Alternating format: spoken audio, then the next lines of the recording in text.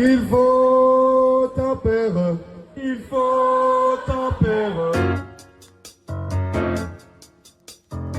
Oui, il faut ouvrir la PMA à toutes les femmes. Non, il ne faut pas ouvrir la PMA à toutes les femmes. Deux mamans peuvent s'aimer et avoir des enfants, entre guillemets, ils seront normaux, ils seront pas handicapés, si vous voulez. Mais c'est pas la règle, c'est pas comme ça qu'on fait les enfants. Bonjour à tous mes petits renards et bienvenue dans cette nouvelle vidéo dont vous commencez un petit peu à connaître le principe. Il s'agit de tester notre foi en l'humanité en nous plongeant dans les commentaires qui se situent sous des articles ou des vidéos avec un sujet un peu polémique. Je vous rappelle que c'est Geoffrey qui lit et sélectionne les commentaires avant. Moi je ne les connais pas et je les découvre en même temps que vous, ce qui permet, eh bien ma foi, d'en faire une analyse tous ensemble, d'en parler, de débattre.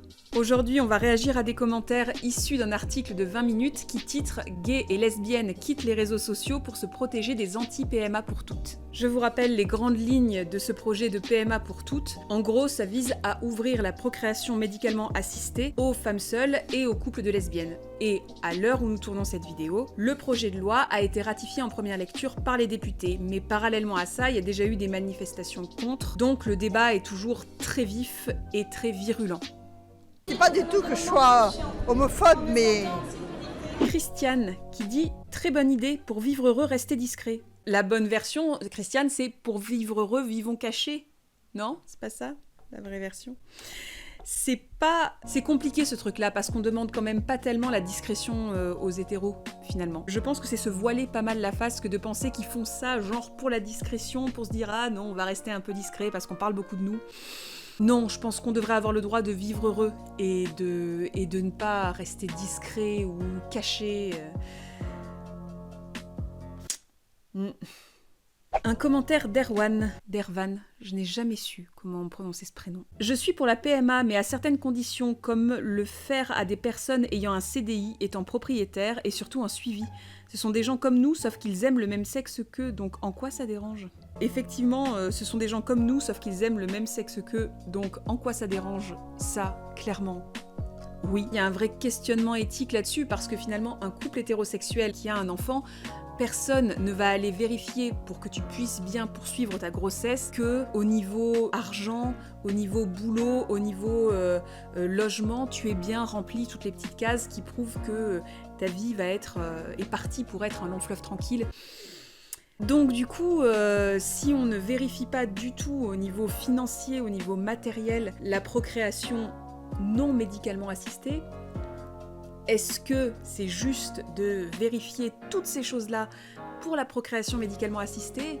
Le débat est entier. Mais dans tous les cas, on est d'accord qu'on est tous pareils, qu'on aime le même sexe ou non. Et du coup, peut-être qu'on devrait avoir tous les mêmes chances, CDI ou pas CDI, propriétaire ou pas propriétaire. Il faut une autorité, et la maman n'a pas toute l'autorité.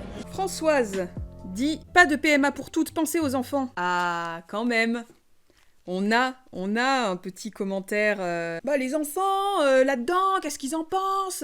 Alors justement, Françoise, pensez-vous aussi aux enfants et dites-vous qu'il y en a déjà à l'heure actuelle qui témoignent. Je m'appelle Fiorella Menson, j'ai 17 ans et demi et je suis née par gestation pour autrui aux États-Unis. Il y a des gens qui voudraient justement que ça soit un poids pesant, qui voudraient que les enfants nés par GPA aillent absolument mal et ressentent un mal-être et donc...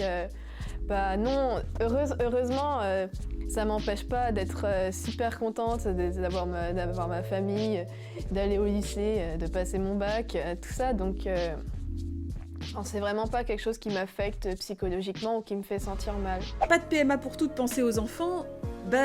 Vous allez écouter les enfants, peut-être. Ça peut être une idée.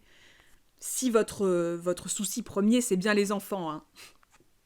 Et pas les couples de même sexe. Les enfants ont besoin de parents qui s'aiment. Ils n'ont pas besoin de parents qui les aiment. Jusqu'à preuve du contraire, seul le mélange de la semence d'un homme et d'une femme donne un enfant, non ? Pourquoi vouloir priver un innocent de ce qu'il a de inné, à savoir un papa et une maman ? Même chez les animaux, c'est pareil, non ? Franchement. Alors attention, hein. Parce qu'il y a des animaux homosexuels aussi, Logo. Là, c'est la douche froide, hein. Au niveau des animaux, c'est pas un bon exemple. pas un bon exemple. Rassurez-vous, logo, quelque part, on n'est pas encore dans un truc de science-fiction complet dans lequel on va changer diamétralement la façon de créer un enfant. On essaie juste de repenser les schémas familiaux pour s'adapter juste à la vie. C'est sympa ça, non ? Marie qui dit « Du moment qu'ils ou elles sont heureux, c'est tout ce qui compte. Accepter la différence et laisser-les tranquilles. » Bah oui. Bah oui. C'est tout ce qui compte en fait, le fait que les familles soient heureuses. Et d'ailleurs, tout comme pour le mariage pour tous, je vois pas bien l'intérêt de manifester contre quelque chose qui ne te concerne pas. C'est toujours la même question que je me pose quand je vois ces gens dans la rue, c'est qu'est-ce que réellement ça leur fait à eux de voir qu'il y a des gens qui sont heureux en ne suivant pas le même schéma. À quel point est-ce que empêcher des gens d'être heureux, c'est utile dans la vie finalement. Mo qui nous dit « Homo ou lesbienne, peu m'importe, mais il faut assumer les inconvénients de sa sexualité. On ne peut pas tout avoir ou avoir droit à tout. » Il y a une façon de le comprendre qui est très tournée autour de la PMA et que j'ai malheureusement beaucoup trop lu, qui est le côté « Ah mais je m'en fous que vous soyez homosexuel, y a pas de problème, seulement faut assumer les inconvénients quand on fait ce choix-là. Bien évidemment, on peut pas avoir d'enfants, c'est comme ça. » Et puis il y a toujours ce côté « Ah c'est un choix bien évidemment d'être homosexuel ou d'être lesbienne et que du coup il faut assumer bien évidemment les inconvénients qui vont avec les choix. Si tu veux avoir des enfants, bah tu choisis d'être hétéro, comme tout le monde. » Et sinon, il y a aussi la version de « Ah bah oui, il y a aucun souci, vous pouvez avoir la PMA, tout ça. Après, bien évidemment, quand on est gay ou lesbienne, il faut s'attendre à s'en prendre plein la gueule. Enfin, après, faut assumer, on peut pas tout avoir. » Il y a toujours ce côté faut assumer les inconvénients de la sexualité en mode « Bah ouais, faut assumer ce qu'on a choisi. » Qui est très glauque et très faux, surtout, parce qu'on ne choisit pas. On ne choisit pas, Mo. Ils ont hélas raison, les réseaux sociaux sont le défouloir des aigris, des intolérants, des jaloux, des envieux. Heureusement, une partie significative des utilisateurs de ces réseaux fait montre d'intelligence, de tolérance et d'humanité. On peut bien évidemment comprendre que les gens fuient les réseaux à ce moment-là, en sachant aussi que l'inconvénient qu'il y a dans fuir les réseaux à ce moment-là, c'est qu'on laisse beaucoup de place du coup justement aux gens qui ont des commentaires violents ou très tranchés. Et à côté de ça, il n'y a personne pour leur opposer un avis contraire. Donc il y a effectivement des avantages, des inconvénients à partir des réseaux sociaux à ce moment-là, mais on ne peut que comprendre à quel point ça doit être violent de se prendre tous ces commentaires-là dans la tête. Bon, la conclusion qu'on peut faire à tout ça, c'est que finalement, les commentaires correspondent assez bien à ce que je craignais un peu d'y trouver, c'est-à-dire ce truc très mariage pour tous, un papa, une maman, un enfant, un autre enfant plus petit, un chien et une maison dans un lotissement. C'est une vision quand même très normée de la famille et qui ne garantit pas le bonheur des enfants. Attention, alors que des parents aimants et bienveillants, ça garantit plutôt le bonheur des enfants. Que dire d'autre, à part que quand même c'est rassurant de trouver aussi des commentaires qui disent que c'est triste de se retrouver à devoir quitter des réseaux sociaux parce qu'on a peur d'être choqué, d'être heurté. C'est quand même triste d'en arriver là.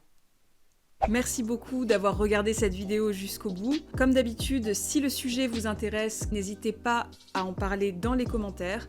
Vous savez qu'on lit tout et que je réponds à tout. N'hésitez pas aussi à vous abonner, à mettre un pouce vers le haut, à partager cette vidéo. Suivez-nous sur les réseaux sociaux, il y a tous les liens dans la description. Si vous voulez nous soutenir, sachez aussi qu'on a un Utip et un Tipeee. Moi, je vous dis à bientôt. Les petits bisous. Ciao mozzarella.